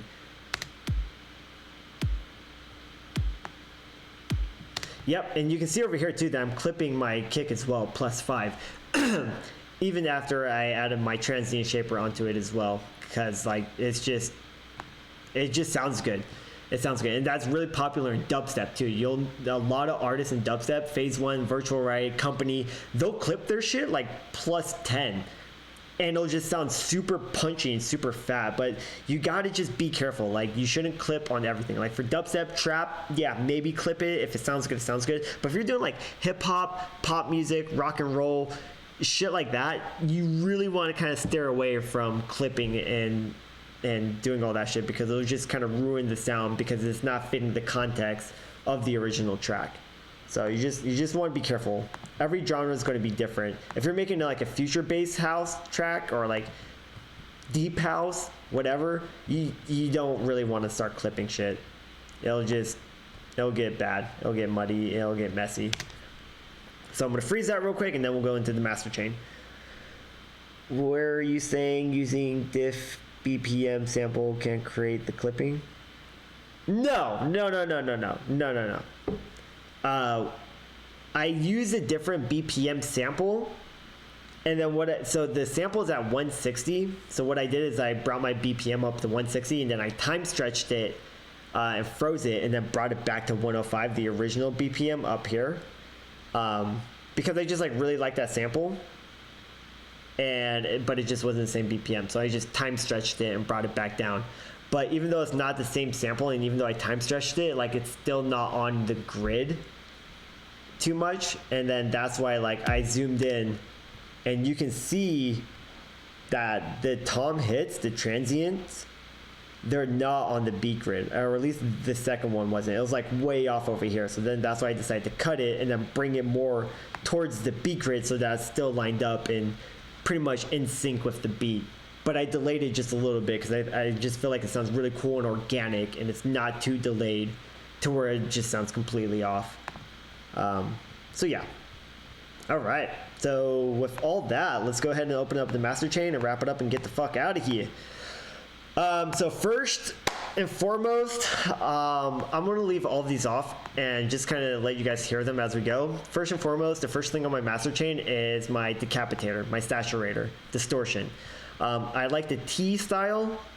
It gave it this really nice character, and I just gave it just a tiny bit of drive, not too much. I just went up to 1 stop on the drive because I just didn't want to add too much distortion. But basically, when you're applying distortion like this, you're basically creating harmonic distortion, and you're just adding like fizzle to like all the frequencies throughout the track. Everything from like 20 hertz to 20K, you're just adding just a tiny bit of like crystal fuzz to the track, and it really brings out the harmonics and the values for the overall track. And that I do that on all my masters. And you can see it over here reacting to it. Like, it's not over here, it's not too much, it's just a tiny bit just to kind of crystallize everything again.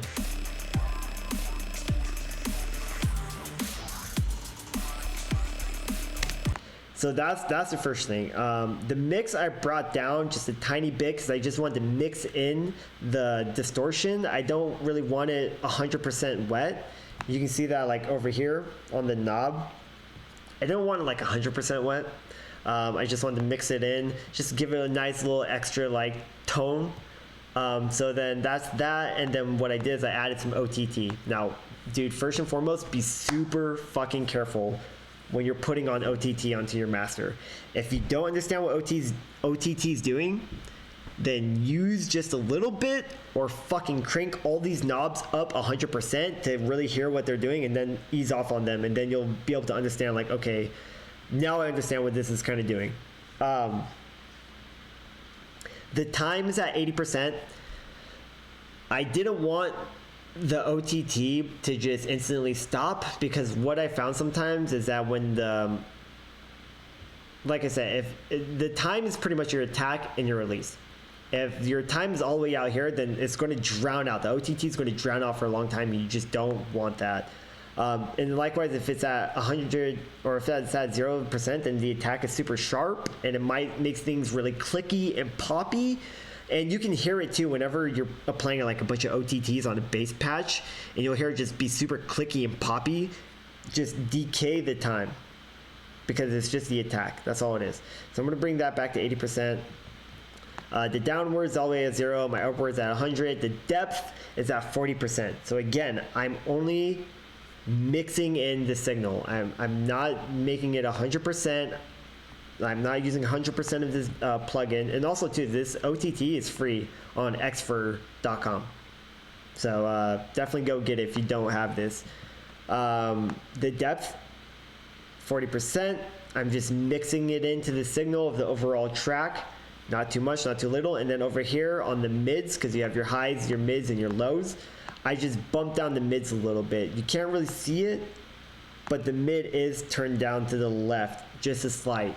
Because I don't, if you're bumping that up, you might get too much mid-end information, and it's just going to muddy up your mix. So I just brought it down. And then I have my neutron. I'm just using my neutron for a compression. And basically what this is just a subtle like glue compression. 5 ratio, pretty basic, 30 knee, decayed attack at pretty much 18 milliseconds, and then my release is at pretty much 600. And then down here too, the mix is barely in, it's at 70%, and even up here, I'm even mixing it in to 60% too. So again, I'm not using the full amount of the compression. The term glue compression is just subtle compression. So I'm just mixing in how much of the track I want to compress, because if I compress it too much, all the way too hard, then it's basically just gonna fucking compress everything together. Nope. And like, I mean, you could ease off on the ratio and the threshold and et cetera, but for me, I just feel like it's just a nice natural taste to where it kind of just glues things together, where things are really loud and things are super quiet, or your kick's just way too fucking fat. Like, it just kind of glues it all together and just kind of boxes it up. So that's my compressor. And then the final Shebanga Bang is my Ozone 8. So for my EQ, since I EQ'd and mixed the track pretty well, I didn't have to do too much on my EQ. I just gave it a low shelf at 10K, and then I do this pretty much everything. My low pass is at 17K hertz, and it's brick walled. It's cutting everything off. It's not a slope, it's not rolling off, it's fucking brick walled. Pretty much 17K and up is super ear piercing, and you don't need it there. It's just information that doesn't need to be there. And a lot of like headphones or like big sound systems, they cut off those frequencies anyways. So if you can save a little bit of frequencies by cutting out all those, and then down here, I went up to like 23 hertz and below, like I cut all out. The more room you can save right here on your EQ simply, the more room you're going to have to play on your limiter. So yeah, and then bell curve, 500 hertz. I'm actually going to pull that down just a little bit more, -4.5. That's a classic move on your EQ for your master. And then stereo imaging, and I just did it for each frequency, different bands. Obviously everything, I'm gonna actually drag this back, 160 and below, fucking mono, absolutely mono. My mid information, my growls, my vocals, they're kind of sitting more mono. 800 and up, I just gave it a slight bump because like that information, 800 to 5K, where your snares and your bass patches, your vocals are kind of now starting to become like sparkly. I want to push it out a little bit, and then my tops I always push out a little bit more. So if you think about it, everything starts mono, all the sound, and then it gradually builds out stereo. And for me, I just feel like everything just sits so well in a mix when you start center at the bottom of your frequencies down at 20 hertz and you start building out slowly. So yeah, 5K and up, like your hi-hats, where your vocals are getting nice and crispy, where your bass patches are getting nice and crispy. If you can just pull that out stereo just a little bit to where they're just sitting on the outside, it just gives it a nice sparkle and it just sounds really good for a mix down. And that's my trick. That's what I do for all of my mix downs. It just sounds really fucking good. Really fucking good. And I'm pretty sure like metal, alternative music bands, like all their engineers do the same thing. They start with all their percussions, their drummers, and then they go out with their guitarist, and then they'll probably put the top end information on the outside of the guitars. Like it just works super well. A little bit of dynamic EQ going on. There's some frequencies at 1K and 2K and like pretty much 6K and up that were just kind of cutting through too much, so I put on a dynamic EQ. So then whenever the frequencies are going over a certain threshold, they'll be ducked.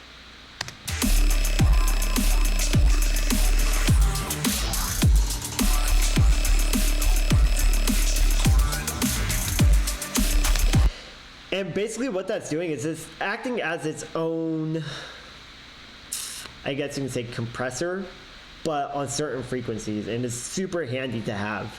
So if you can kind of just glue everything else, the frequencies are just really harsh and cutting through, you're just gluing those certain frequencies down, like it works pretty fucking tight. Exciter, I'm just resaturating certain frequency bands, but just a tiny bit, only just a tiny bit. And that's like the final touch, the final sparkle, just a little bit that I want, because you gotta remember too, I also have my saturator, my distortion over here at the beginning of the chain, and then right after that is my OTT. So that's enhancing my saturator already. So I don't want to give it too much distortion, but I do want to put like a nice little harmonic value and texture on the last of it. And actually too, I'm going to do a little bit of warm down at the bottom, the sub frequencies.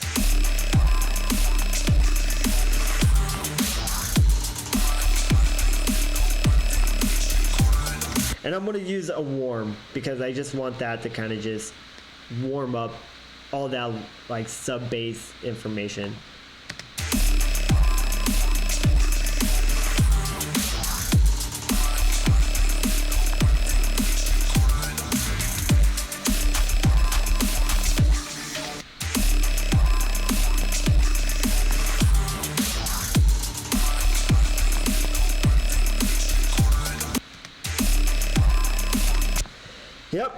and then the final thing where it all fucking happens. You'll see people be really snobby and like, oh, your ceiling for your limiter has to be a like -6 or like -3 or -2. Like, it don't really fucking matter nowadays, especially when we live in an industry where loudness means more than dynamic, which I totally disagree about, but it really depends on the track. For this track in particular, since it's like mid-tempo and it's just not much information going on at once, I can just crank the shit out of it and just get max loudness, because I don't have much information. It's not a melodic track, there's not a bunch of instruments or synths going on at once. Like, I don't need all that headroom to leave it really diverse and open.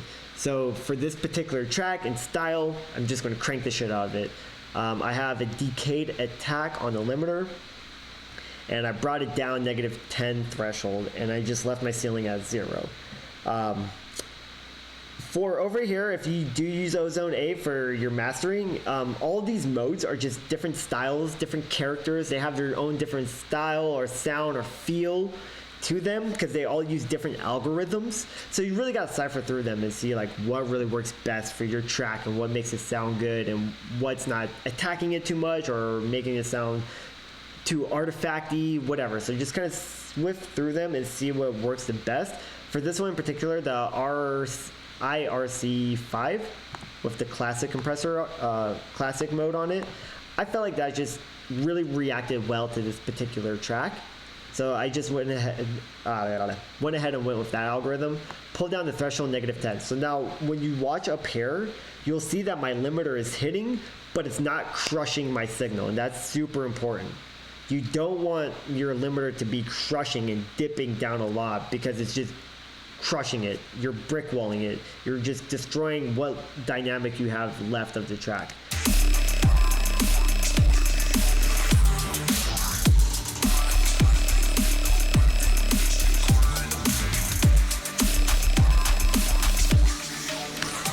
So as you can see, like my limiter is barely kissing the overall track.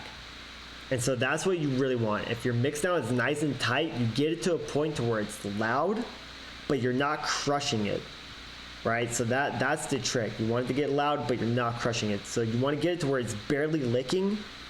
And then my tip, my secret, especially for tracks like this where like dynamic doesn't really fucking matter, I'm clipping my master +2. And the reason why I'm doing that is because over here on my limiter, I'm going easy on the track. I'm getting it back to a volume to where it's comfortable. And then what I'm doing is I'm making it extra louder by clipping it and just giving it more saturation, more transience to the overall track and distorting it, because like this track is all like distortion based. So that's why I feel like it's good and it works well for this track for me to clip it. Now with dubstep and shit, you can clip it too, because when you're clipping it, you're giving those transients to those bass patches or that saturation to those bass patches, those cool growls or kicks and snares. It just makes it punch and super loud. But you want to be careful not to overdo it. What I would recommend is maybe start at 4. If you're going to do it on your master, go +4. And start easing off and start bringing it down and see where the sweet spot is and see where it just makes the most sense. And you can hear it too. You'll hear it being crushed. So once you hear it being crushed at like +4, start to ease off on it. And then just find that nice sweet spot to where like it's not crushing the track and it doesn't sound super fucked up, but there where it's not quiet. So for this track in particular, I found +2 was perfect. And that's what I would recommend too. And then usually I put a loudness meter at the end, and you can use any kind of meter. I mean, honestly, I could have used my RMS over here, but I like using different meters. And I usually check this S. I have no idea what the fuck the S stands for, honestly, straight up. But tracks are super loud. Like whenever you're on CDJs and you see the tracks are just like brick walled, super fucking loud, those are usually at -5.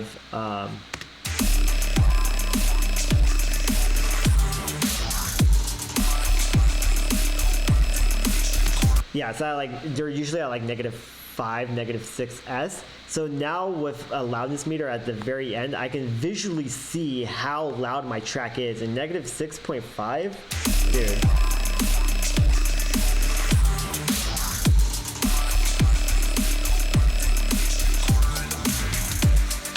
Yeah, it's bouncing at -6.5. Like, that's fucking insane. Like, that's super loud. Like, this is going to slap super hard in the club or like in your car, whatever. But again, you don't want to just get the max loudness out of the track. You always want to find the sweet spot to where it's loud, but it's not crushing your dynamic. Again, with this track, like, there is no fucking dynamic. So I figured I can just brick wall it and just make it super loud. And then I always put a post EQ at the end of my master channel. I don't modify anything, and you shouldn't. But the only reason why I do it is so I can see how loud my bass is sitting in the mix. And usually if you're like up here, if your bass line's up here, like, that's a good level for it to be at visually, for it to sit well in the mix.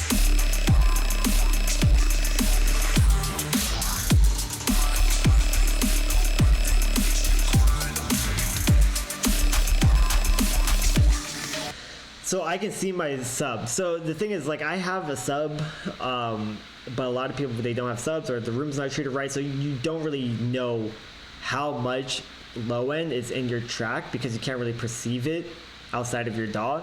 So if you don't have a sub, or you don't really know how loud your bass is, then use the equalizer at the end of your behind your limiter at the end of your chain, and you can visually see how high your bass line is and how high your bass is hitting inside of your track. So always use the EQ at the end of your chain so you can visually see where your bass line and all your low end frequencies are sitting. Because if they're sitting down here around this 20, or like between the 20 to 40, like, obviously that's too low. Like, you got to go back into your mix, you got to find your sub, you got to find your bass, bring it up, like, you know, like 3, 4 dB, however much you need to get it back up here. That's what you got to do.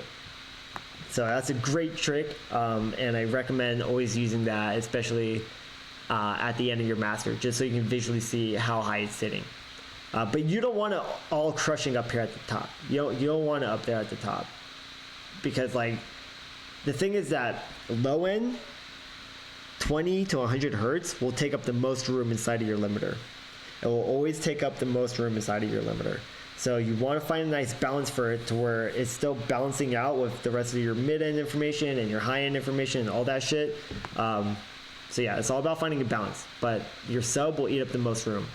So that's why you just got to adjust accordingly and find that nice sweet spot up here where you can visually see that it's loud, but, like, it's not too much in the mix, and you got to listen to it too and make sure that, like, it's not killing whatever you got going on. So I'm just going to make a minor adjustment real quick. I'm actually going to bring up the low end in this bass patch because my low end is being modulated through this bass patch for the drop. I already have, like, a pretty high shelf on it too. Like, it's fucking, Jesus Christ, look at that shit. Fucking plus 5.4 dB. Yeah, I'm going to bring that up to, like, fucking +6. There we go. That should be good. That should be good. Oh yeah, and I'm sure you guys seen it, but I was cutting out a lot of frequencies for this track, for this sound, because it just have really bad frequencies. If you ever trying to find bad frequencies inside of a sound, just create a bell curve, pitch it up, put the sound on a loop, and then start doing your sweeps. So sweep it to the left or to the right, and you'll eventually find them and hear them, and it'll make a really bad humming or vibrating sound or noise. And whenever you find them, just fucking pull your bell curve down and you'll scoop out those bad frequencies, and it'll really clean up your bass patches or sounds or fucking vocals, whatever it is, kicks, snares, whatever. Like, it'll really just clean them up. So yeah, create a bell curve, do your sweeps, and then just cut it. For this bass patch in particular, like, there are some really bad frequencies that are just taking up a lot of room in the mix, so I just did some really severe cuts and just found them by doing my sweeps and then just cutting them down all the way out completely. So yeah, so yep, I'm gonna leave it with that. Let me know if you guys have any additional questions, and if not, I'm gonna go ahead and get out of here. So I'm gonna let the whole track play out for you guys, just so you guys can like see and listen to it and see my composition and all that shit. If you guys have any questions, feel free to ask, and if not, then I'm gonna go ahead and I'm gonna skedaddle, leave you guys to the rest of your night, because I'm sure you guys got fucking hoes to bang and money to make. The life of a rock star, know what I'm saying? So yeah, thank you guys for kicking it, dude. I really appreciate it. It's fucking cool. So fun. So fun, so fun. And let me know what my next tutorial should be on too, because I'm like cranking out a lot more tutorials, and I have one coming out on Monday on like sidechaining with a very cool strategy that I figured out, and I think it helped you guys a lot. So yep. So yeah, I'm just gonna let it ride out from here, and then we'll get out of here.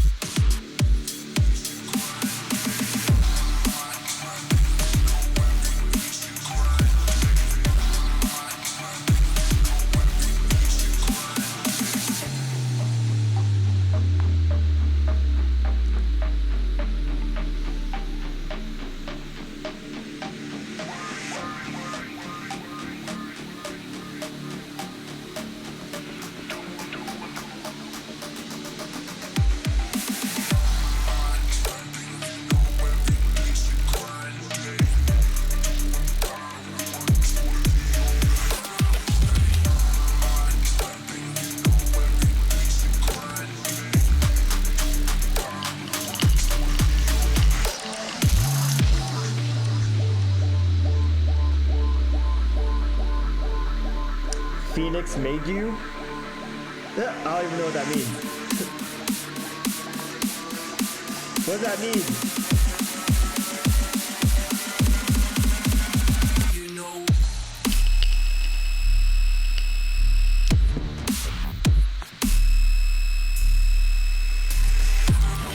Yeah, like now, after I adjusted the low end on this main bass patch, like it's way too high. It's way too high. Like I can hear it and feel it inside of the mix. Like it's just fucking too much sauce. I'm gonna bring it down to 5.4. I feel like that's out really well.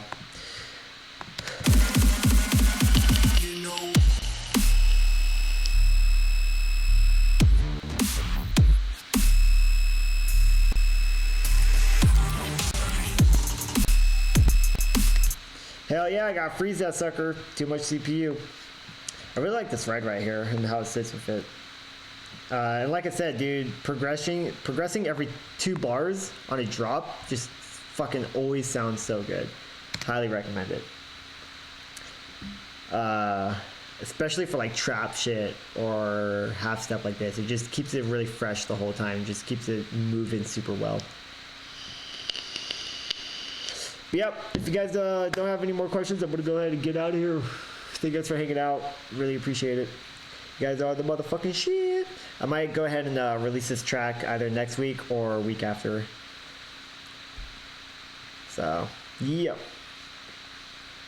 Not sure yet.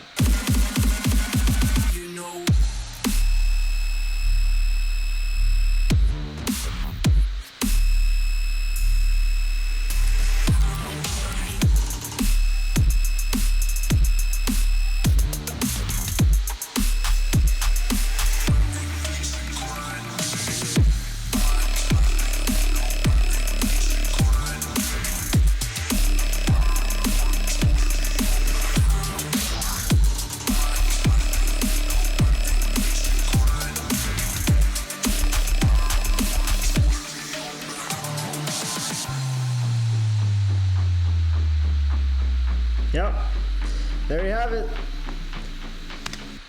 And then basically it's just like outro shit from here. Just slowly progresses or degresses, and got some like automation shit going on. Did like a filter route with some like saturation and bit crush.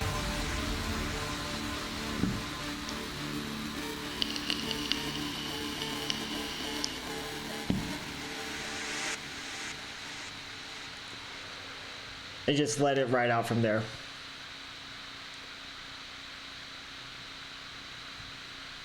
Yep, that's it. All right, cool. Well, I'm gonna shut down shop. Thank you guys for kicking it, dude. Appreciate it. Feel free to hit me up anytime if you guys have more questions or something that I didn't go more in depth on that you guys want to hear or see about. And let me know. Keep me posted. And yeah. Time to roll a blunt. Hell yeah, dude. Fucking smoke it for me, homie. Hell yeah. Smoke the whole thing for me. Dude, I haven't smoked weed in like fucking 8 years. It's fucking crazy. Alright, yep. Hit me up. Thanks, dudes. I'm out. Peace, peace.